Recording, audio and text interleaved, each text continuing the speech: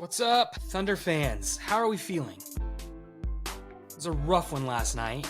Game 1, round 2 against the Nuggets. I thought the Nuggets would be a little more tired and exhausted coming off a 7-game series against the Clippers after the Thunder had a week of rest after sweeping the Memphis Grizzlies.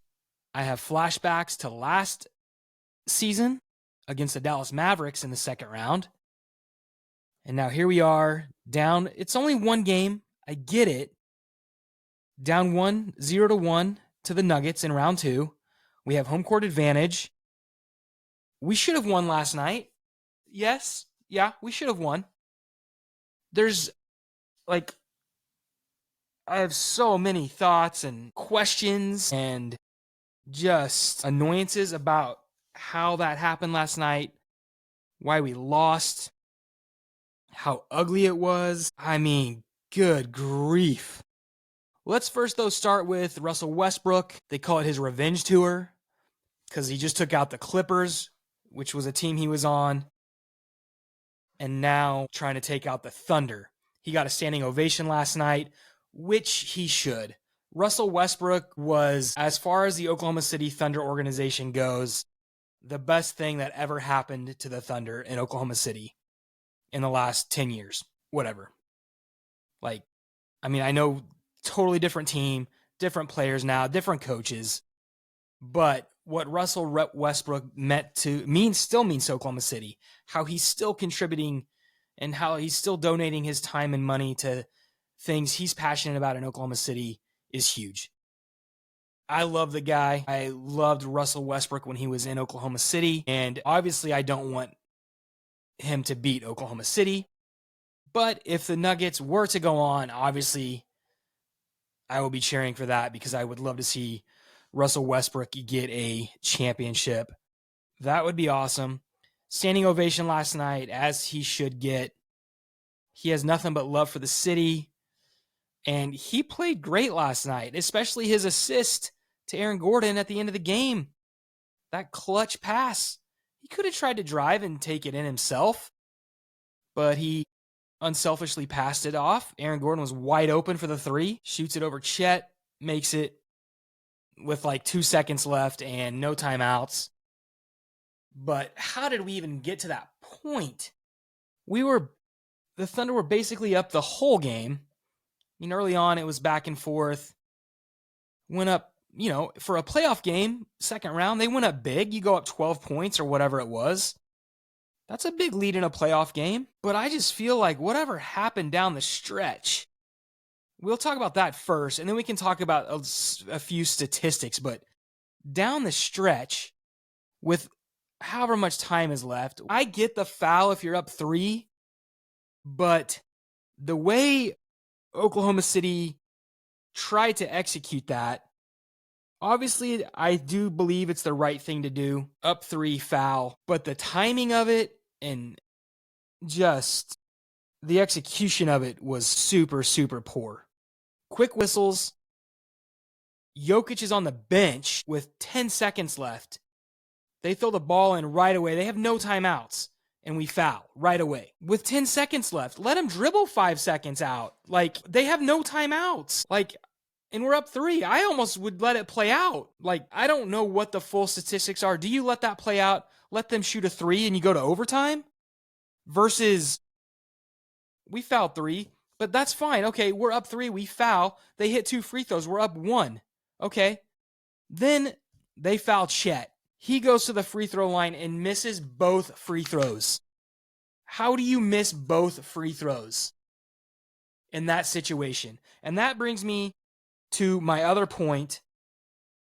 Well, first off, did Coach Mark, did he tell them to foul that quick?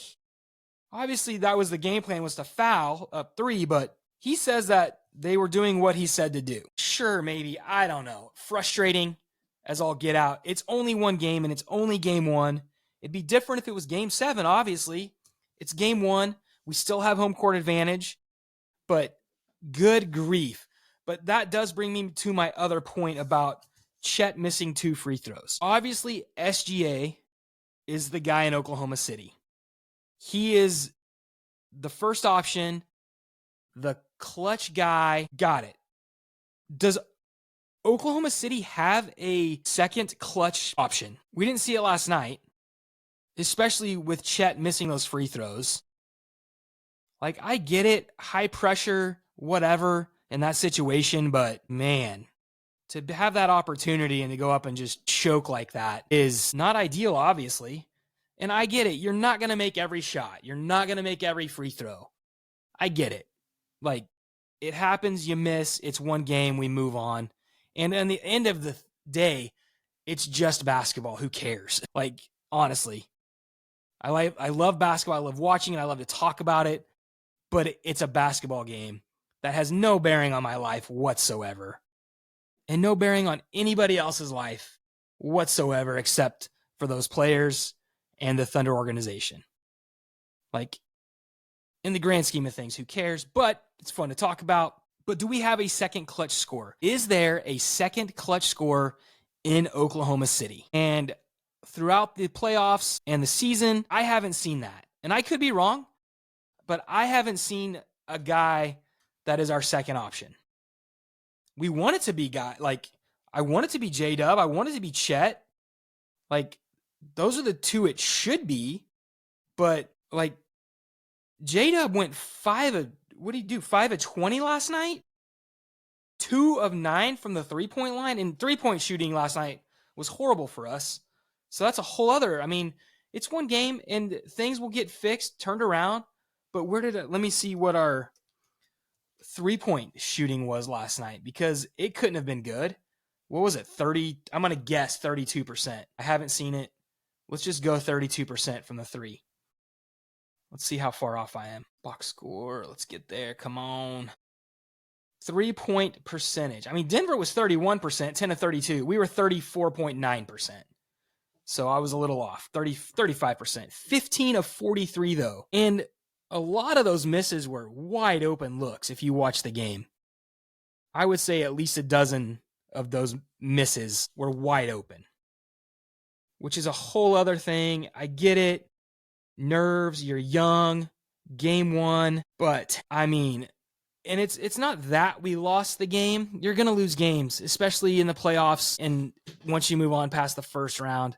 And the Cleveland Cavs lost their first game at home, and so did the Boston Celtics. They lost their first game at home. So I'd say we're in good company, if that makes any sense. Like, yeah, we definitely have a lot of basketball left to play, and we could nitpick every little thing in that game. Like, had we hit 3 more threes, we wouldn't have been in that situation. Another thing too that I think did not help us was there was a point where Shea got called for a foul on Jokic. And if you, right when it happened, I was like, oh yeah, he grabbed his arm. And then they go to the bench. Mark Daigneault wants to call a timeout and challenge it. And the ref had said something to Shea. And Shea knew, don't challenge it, don't challenge it. He went to his coach, said, don't challenge it. Coach looks back at some assistant who's looking at an iPad, and they're like, challenge it. And Shea was trying to tell them, don't challenge it, because he knew it was not going to be overturned. He knew he grabbed his arm. So that was another turning point, possibly. Stopped some momentum maybe. It slowed things down. It gave Denver another timeout. And so that was some miscommunication.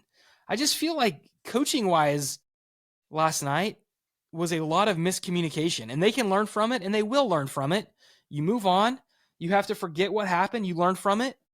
You can't do anything about it. Game's over. Oklahoma City lost. What do you do moving forward? Well, I guarantee you, because I know how smart our coach is, the Oklahoma City coach is, that won't happen again. But just the fact that it did, I feel like he was a little too smart for his britches last night with the whole foul up 3, but not with that much time left and not with Jokic on the bench. Let some clock run out. Oh my gosh, but I know I could harp on that all day long. What else happened? Rebounded. So if you remember last season, rebounding was Oklahoma City's biggest issue. And there were a lot of people saying, we didn't lose because we got out rebounded. Man, yes, we did. You can't get, Like, you can't get out rebounded every single game and expect to win. We got out rebounded by 20 rebounds last night. Denver had 63 boards, 63 rebounds. You know how many we had? 43. If you can do math, 63 minus 43 is 20. So not great. And then if you look at where did we get out rebounded? The offensive boards, again, that's what happened last season. We had 13 offensive rebounds. Denver had 21. They had 42 defensive rebounds. We had 30. So again, rebounding issues. Again, just like what happened last season in the second round against the Mavs. It's like almost a repeat with J-Dub struggling in that series. And now it was only game one though. So I don't think he's going to go 5 for 20 again. But the rebounding again, like, did we not learn anything from last season? Obviously, I'm a Thunder fan and I'm a frustrated Thunder fan today. I know there's still 6 games left. Could be 6 games left. Hopefully there's only 4 games left. Or 5. And Oklahoma City can win. But after last night, I mean, I just don't know. I hope they learn. Like I said, you learn from your mistakes. You move on. But it was ugly. And it's over now. But man, ending that game and then having to fall asleep. Excuse me. Not great. My son, huge Thunder fan. He came down last night at he's only 9, but loves the Thunder. There was 5 minutes left in the game, but he's got this testing stuff this week. And we were just like, buddy, you got to go to bed. It's game 1, not a big deal to miss the end of game 1. And I'm like, man, I'm so glad he didn't have to see the end of that game because he would have gone to bed frustrated too. And so I'm glad he didn't have to witness that grossness. But man, we missed free throws obviously at the end. But man, I don't know. I don't know. Obviously, I don't know. I'm not a coach. I'm not part of the organization, the team, but I hope that they talked about it, they learned, and now it's time to move on. There's nothing you can do about it other than block out a little bit more, get some rebounds, hit your threes. To miss wide open threes in the NBA, get it. You're not going to hit them all, but not great shooting last night, considering how good we have been doing. Defensive wise too, being the best defensive team in the league. I mean, last night was just great for 95% of the game, and then 5% of the game, we just played some ugly, ugly basketball. That's all I got. As you can see, I am a huge Thunder fan, a lot of emotion, but it's time to move on. Game 2, which I'm guessing is tomorrow night in Oklahoma City. I didn't look, but it's got to be, I guess, right? Let's just double check. I think it's at the same time. Let's see, Wednesday, May 7th, Thunder Nuggets. What time is the game? 6:30. Same time in Oklahoma City. And Oklahoma City's favored by 10.5 again, just like yesterday. Don't like that.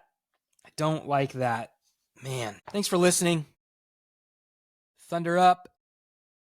See ya.